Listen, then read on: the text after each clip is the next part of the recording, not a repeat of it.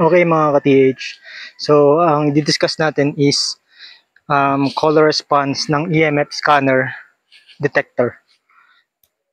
So by the way, yung EMF scanner detector is capable of detecting any anomalies. When we say any anomalies, it can detect metals or non-metals. Metals like gold, silver, copper, aluminum, so any types of metals can be detected by EMF. Example naman ng non-metals like void, tunnels, structures. So, yun yung mga sample naman ng mga non-metals. So, i-discuss natin yung color response ng EMF scanner. So, sa ibang detector, ang color response kapag red, metals. Kapag blue naman is non-metals like void, caves, tunnels. So yun yung sa ibang detector. Sa EMF scanner detector, this device is used to detect any anomalies. So yun nga, pag sinabing anomalies, it can detect any object, metals or non-metals. So ngayon, i-sample natin yung mga test object. And this time, puro mga metals yung gagamitin nating example. So, try natin yung copper cup. So, i-detect natin to and i-check natin kung ano yung magiging color response dito sa copper cup. Ilalayo ko muna sa detector yung copper cup. Tapos, i-detect natin.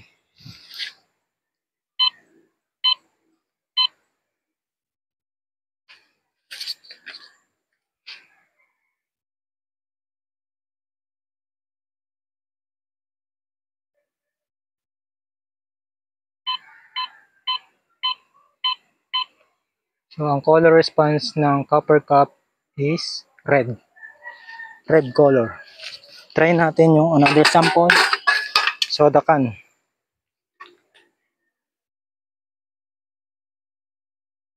Lalayo muna natin sa detector. Tapos, ilalapit natin sa detector. Lalayo ko ulit.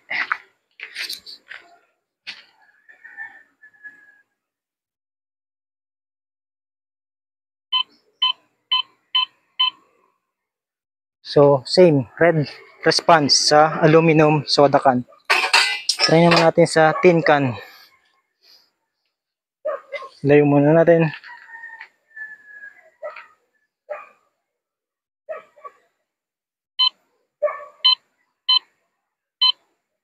Tapos, i-detect natin.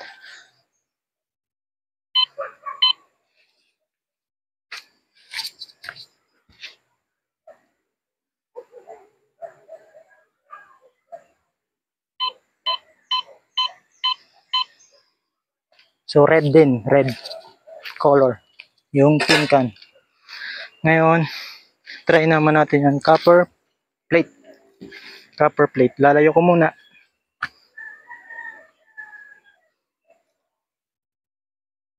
Tapos, take sample tayo. Tapos, lalapit ko sa detector.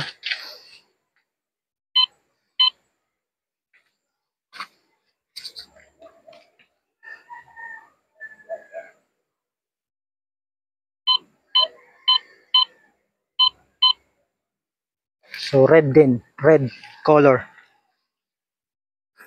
Try naman natin yung mini tank. Lalayo ko muna sa detector.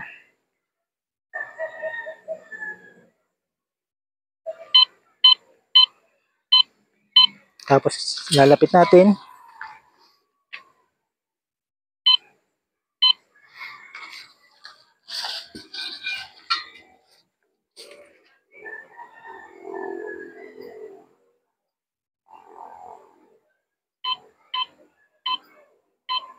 So ngayon, blue naman. Blue yung color response sa mini tank. Last sample natin is metal steel drum. So nasa malayo muna yung object. Tapos ilalapit ko sa detector.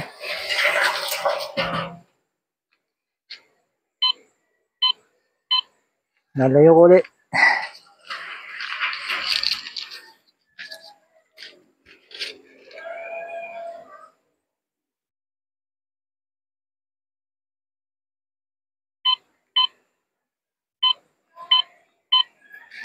So blue response. So yung mga blue response natin is yung metal drum, mini tank, saka yung metal plate kung di ako nagkakamali. So yun yung mga blue response color. Yung mga red naman is yung copper cup, tin can, tapos soda can, at saka yung stainless steel. Stainless steel, hindi pa natin na-try yung stainless steel. Try natin tong stainless steel.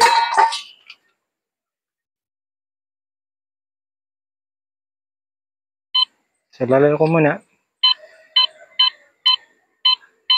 Lalapit natin tong basin, stainless steel basin. Teka.